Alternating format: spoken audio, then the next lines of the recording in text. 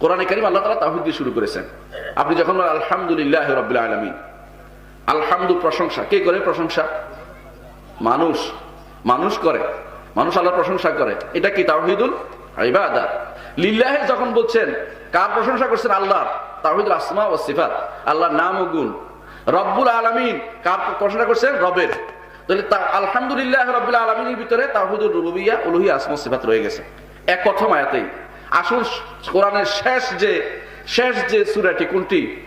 কুল আউযু বিরাব্বিন নাস, মালিকিন নাস। খেয়াল করেছেন? এটাও তাওহীদের। আশ্রয় চাচ্ছে কে? মানুষ। কার কাছে? রবের কাছে। তিনি মালিকও। খেয়াল করেছেন? পুরোটাই তাওহীদের ঘোষণা দিচ্ছে। ইলাহিন নাস, মানুষের ইলাহ তিনি, মাবুদও তিনি। তাহলে এই তিনটি আয়াতের মধ্যে আপনার উলুহিয়্যা আছে, রুবুবিয়্যা আছে, আসমা ওয়াস সিফাত রয়েছে। আপনার শুরু হয়েছে কোরআনে কারীমের তাওহীদ দিয়ে, শেষ হয়েছে তাওহীদ দিয়ে।